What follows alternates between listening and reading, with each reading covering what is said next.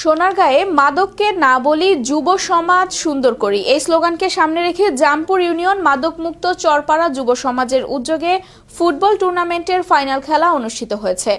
শনিবার বিকেলে চরপাড়া এলাকায় ওয়াহিদ ভুইয়ার সভাপতিত্বে প্রধান অতিথি ছিলেন জামপুর ইউনিয়ন বিএনপি সভাপতি আল মুজাহিদ মল্লিক।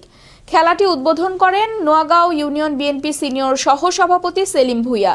এতে বিশেষ অতিথি ছিলেন মামুন ভুইয়া, জামপুর ইউপি ভারপ্রাপ্ত চেয়ারম্যান কামরুজ্জামান, নোয়াগাঁও ইউপি ভারপ্রাপ্ত চেয়ারম্যান আতাউর রহমান সহ অসংখ্য নেতৃবৃন্দ। প্রধান অতিথি আল মুজাহিদ মল্লিক মুছারচর একাদশকে প্রথম পুরস্কার ফ্রিজ তুলে দেন।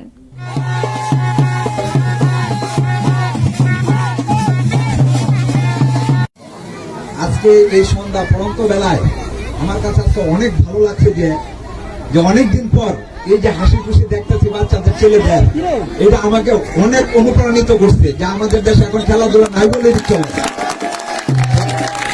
এখানে দুইটা টিম, দুটোটাই আমার জামপুর ইউনিয়নের।